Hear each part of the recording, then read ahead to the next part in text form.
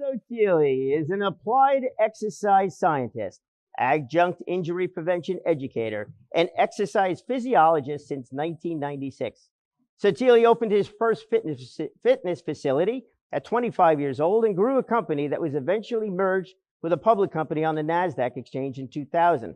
He has owned and started up many fitness companies, wields a varied professional and academic education in human behavior and communication, is recognized as an instructor through various organizations of the fitness industry, is the exclusive safety and physical aptitude instructor for Con Edison's Gas and Electrical Division, hosted his own radio show on various Long Island stations, executive produces his weekly TV show on Altice Long Island Television titled The Intelligent Way to Fitness since 2006, sits on several education committees and a personal training course as a subject matter expert in fitness, and was a veteran promoter, competitive athlete of the Drug-Free International Natural Bodybuilding Federation since 2000. Ladies and gentlemen, Phil Sottile.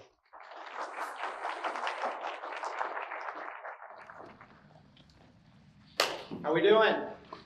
Good?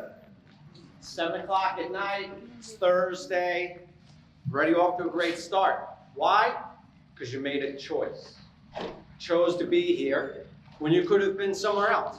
And life is nothing but making choices. Some good choices, bad choices, some good outcomes, some bad outcomes.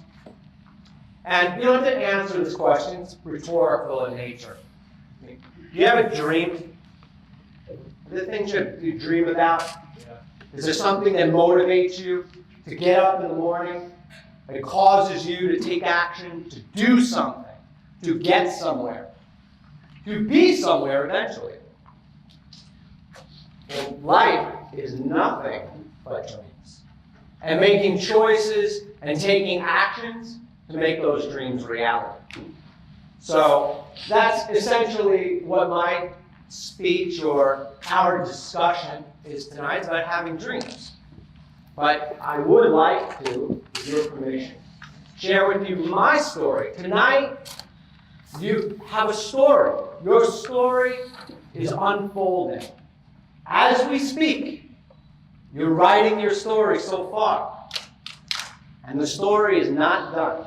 The story is only continuing.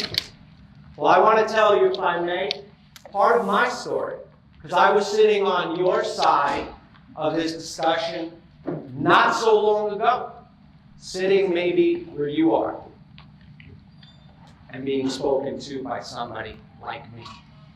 So, with your permission, I'd like to tell you my story, if I may. You want to hear a bedtime story?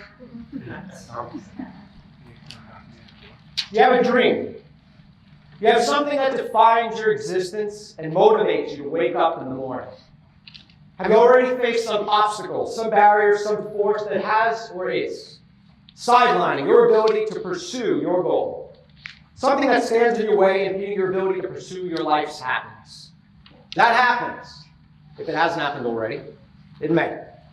Through erroneous presumption, some might assume that my path has been easy or easier than someone else's. That I have some sort of distinct advantage over another person. Or that my path to success is somehow guaranteed to be easier.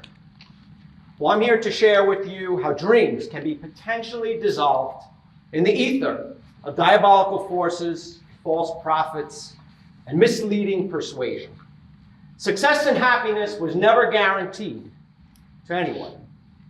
But if you have the courage and conviction of your own commitment to dream, you will surmount life's obstacles and win. So, my friends, are you ready to hear a bedtime story of tragedy and triumph? Yeah. Oh, God, exciting. Well then, let's begin. In 1998, in a crowded hot-pot boardroom in the office of the New York State Attorney General, I slumped back in my chair, my best friend and mentor by my side. I deeply inhaled and then exhaled a long, lifeless last breath. I nodded to Chris, and he nodded back, acknowledging that what was going to be a long morning. This was not docudrama. This was not fiction. This was not one of those situations where you could simply stand up and walk away. This was real. This was happening. We were in the center of a terrible legal firestorm, and nothing we could immediately do was going to stop it from happening. The room dissolved before my eyes, and my mind walked me back in time to a place where a fellowship journey began. Chris and I met in 9th grade. We shared common interests, goals, and long-term objectives. His genetically gifted traits of athletic prowess, logical insight, wisdom, and intelligence made him a first amongst equals. He was, by all accounts, a Padawan student whose abilities to wield the Force made him a prodigy of the Jedi arts, a master in the making. Still early in our friendship, I acknowledged his superiority and permitted his assumption of mentor, and I, his student. As the years went by, we forged many victories as friends. We graduated from high school together. We went to community college together. And after a 10-year friendship, continued our march forward into business. Only 24 years of age, we were on the precipice of opening our first business, a wellness care facility that serviced the fitness population. We were dedicated to the proposition of doing good business in an honorable and ethical way. For now, this dream would have to wait. A terrible wrench had been thrown into the machine. Around the boardroom table sat approximately 12 to 14 men, many of whom were involved in this failing business venture, and others who were ready to step in to feed on the opportunities that lie in the ruins. My mentor and I glanced at one another, an expression on our face that spoke to similar feelings. How did it come to this? I nodded to him. He acknowledged those sentiments. My lips pursed, holding back the stress and anxiety behind the rehearsed words that I was ready to submit to the record. In this shared moment, we were instantaneously transported from the cold boardroom and back to the warm dining room of my grandparents' apartment in the Pelham section of Bronx, New York. The first step to this journey was formulated at that dinner table and began with an explanation of my current apprenticeship and a request for sage advice. I described how months earlier I walked out of corporate America, sick and tired of others who sought to control my destiny. I was shadowing my mentor in a physical therapy center, surrounded by highly skilled therapists and people with physical challenges, ailments, limitations that made each choice to resolve a problem an involved task. This experience was molding my attention to detail and improving my situational awareness. I spoke of my very first personal training session and how my perspective and career was shaped in the framing of one single question. Are you stiff, sore, or is anything bothering you? I asked my very first personal training client on day one of my training career and her first experience with a trainer. Doreen, a 37-year-old woman with flowing blonde hair, brandished a brave smile and began to answer my question. Instantly, her smile vanished, and eyes filled with tears. Her reaction was not the anticipated reaction, nor was I sure this was the customary reaction. I kept my composure and adjusted my follow-up, aiming to be more exploratory. Okay, how about we start at the beginning? Why don't you tell me what's on your mind?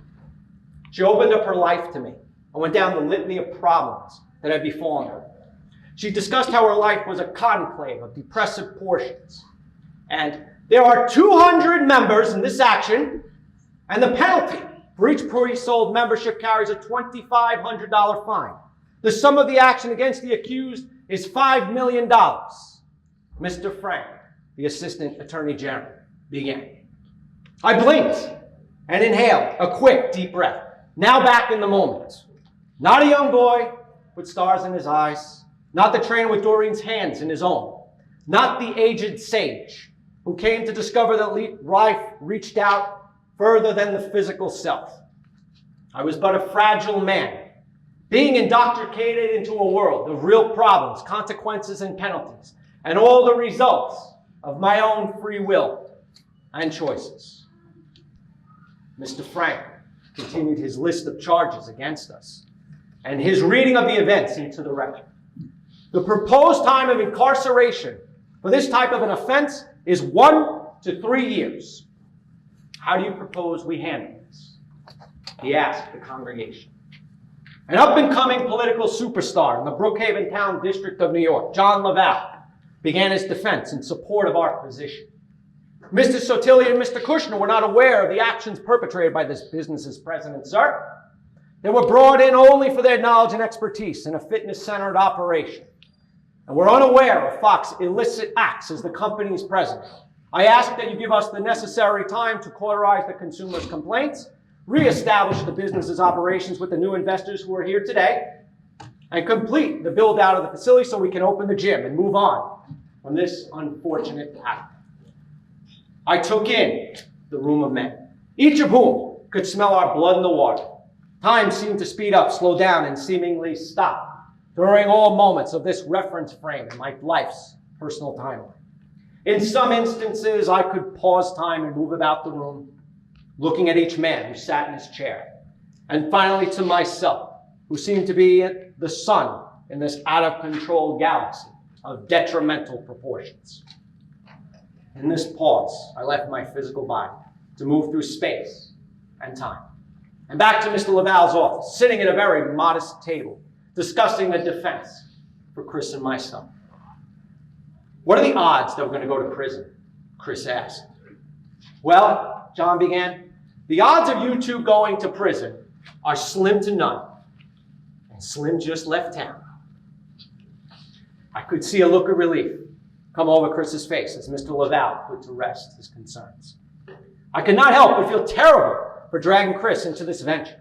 I always felt as if he knew something was out of place, but went forward with me anyway. That's what friends do, he would proclaim. Mr. Frank coughed, looked about the room, and our eyes made contact. It jarred my reality, and I refocused, painfully realizing that I had been returned to the boardroom. Mr. Frank looked to Mr. Laval, and then down to what could only amount to a pile of papers bearing false accusations of conspiracy to defraud consumers levied by a powerful local gym owner and its instructors who feared how we were going to redefine the market and cut into their take. We were now months behind schedule to open the gym, and true or not, these accusations could initiate the worst of outcomes. Take two young men with a dream and plunge them into a deep, dark abyss. Mr. Frank, does our proposal seem fair? Mr. Laval asked, waiting for Frank to digest the proposal against a mountain of documents. Okay, I can hold off the consumers if you can get this gym open, but you must get this gym open. Understand? How do you plan to do this? My body felt numb. I felt weightless, and the stress of the moment was causing my eye to twitch. At 24 years old, it seemed that my poor judgment was going to ruin many areas of my life. My credit card companies were calling me nonstop for lack of payment. A local IT company was suing me personally for each of the 20 pre-sold contracts that I was the signatory to. The fitness industry was following the story of this failing new center and its owners, whose fate was going to be decided by a newly installed Assistant Attorney General. What if he needed to set an example? What if he needed to establish his stance on sound business practices and martyr two young men to that end? What if the new financier did not accept the AG's offer to acquire the gym without penalty, instead letting us take the fall and waiting for the carnage of this mess to clear? At 24 years old, there was no turning back. There was no putting your head under your pillow, and there was no "I'm sorry" that was going to satisfy each of these 200 customers who pre-opening memberships were at stake. I could not run from these truths, nor could I blame anyone. This was my fault, and mine alone. I had abandoned sound reasoning and logic, and submitted myself to the slick story of a con artist who installed himself as president of this business venture. I had choices to ponder. I could stand up and offer my efforts to resolve the problem, or end the suffering and allow it all to fail. Defeat was not an option. Surrender was not an option. There was only one simple choice. Without fear, forward. If success was to be, I needed to intend for this outcome to be evoked by sheer will and effort. To that end, I was going to forge ahead. Giving up would admit guilt and defeat. That was not going to happen. Not to me. Fox, our now former partner and self-installed president of this failing company, sat at the conference table staring blankly into a barren wall. His attorneys speaking on his behalf, offering semantics and arguments to defend what was a guilty man. I knew it. Chris knew it. Even Fox's attorney knew it, having foreseen what inevitably was going to be this day. I looked about the room, deaf to the words spoken by moving mouths and gesturing hands. I grimaced at the thought of how each of these men were directing the course of my life. Few, if any, I particularly cared for. That is, except for the man sitting next to me, the man who was my master, and I, his student. We knew that if we can get through this, perhaps we could find solace in our return to a path of greater purpose and people who valued integrity, honor, and personal responsibility. That was almost 19 years ago. Many people have passed through my life since that day in the Attorney General's board. In some instances, I've been required to retake the tests I failed on that day. Those tests associated with the identification of the selfish, egotistical, or self-centered interests of the inequitable. With each new test passed, I've adopted a belief system centered in truths, not blinded by emotions, but governed by reason. The circumstances of living in and accepting what is in this world. Although I have never ceased to be the student, today I am the master. Looking back in time through experienced eyes, the memories seem distant, but the feelings are as fresh as first love. I made it out of the Attorney General's office, and we opened the gym. Maybe you think that I lived happily ever after. Yes? No? Maybe you think those endings are reserved for storybooks or children's tales. This is the real world, and life has a way of layering its lessons. After that day in the Attorney General's office, new moral hazards erupted, promoting new challenges and spiraling decisions yet again. The greed of self-important men spawned financial recklessness. The proposition that my company could become a $50 to $100 million company loomed as investment firms were vetting for a place at our table. The egos of shallow men swelled as the entire journey spiraled out of control. The company moved further and further away from the vision I dreamed at my grandparents' dining room table, a vision that existed now only in fading memories. I decided to accept what is. The determination was easily concluded. This is evil. This charade has gone on long enough. I needed to start over, deciding that you cannot change what is, rather let it be. Let it be and move on. That moment came, and I left the gym behind, bound for the therapy center from which I began. I returned to my mentor and his teachings. There was more to learn. Eventually, I departed the therapy center to open up my own sports medicine clinic in Coleman, some 8 miles away. The journey began once again. And such is life. Long and winding roads of disappointment, aggravation, personal loss, depression, and sometimes defeat. I continue to hurdle the high hurdles. I made it to television, radio, and the mainstream media. My teachings have spread across the country and is now moving into China. I've been voted the best trainer and life coach on Long Island several times and for many years. My gym today has also been voted the best. Over 22 years, I've owned many fitness centers, and still today, the battle rages on. 12 gyms have opened within 1 mile of my gym right now to challenge me for the title. Champions welcome that opportunity to stand toe-to-toe with formidable challenges. In all things fitness and in life, I found happiness because it was my intention. not a preordained destiny. I worked hard to pursue and find that Eden. I beat long odds to rise to prominence. No matter the volume of time you invest or have invested, each day will be a new challenge waiting to be addressed. Without distraction from the agents of evil, you must acquire the strength of wisdom, the skill of experience, the temperance of patience to surmount your challenges. Though I have tripped and fallen since that day in the Attorney General's office many times, I've learned to limit my exposure to harm and forgive myself when others have fallen short of their proposed abilities. In closing, I say, you're going to need a strong backbone, a steel jaw, and a thick skin to protect yourself from the tyranny of man and the fragility of yourself. In my own personal experience, I realized that in order to be happy, I needed to make happiness a reality through purpose and intention. And so should you. If you intend to succeed, you must believe in your own success when others are standing in your way or do not share your faith. If you believe you will succeed, you will find a way to make that happen. And if you think you will fail, you will find a way. Your life should have meaning, intention, and reason. You should live every moment of your life with a foundational purpose. You should have a destiny. You should have that destiny defined. Why are you here? What are you here to do? How will you make this world better?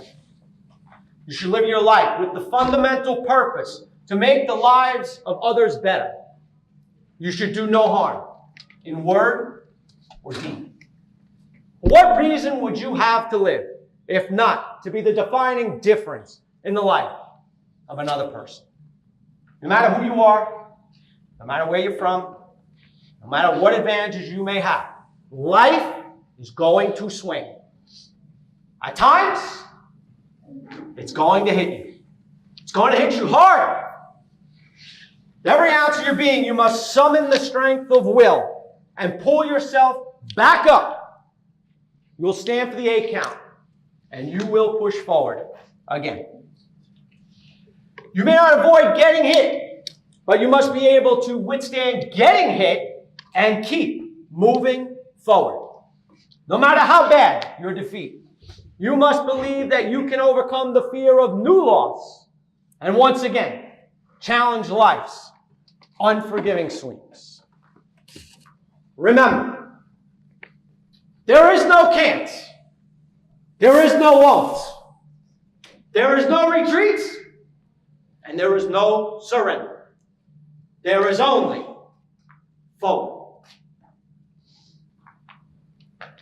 Despite long odds, voluminous adversaries, unlikely success, and limited resources, you must believe in yourself even when everyone else doesn't. I came from nothing, but I have achieved nearly everything. You can achieve anything as long as you dream.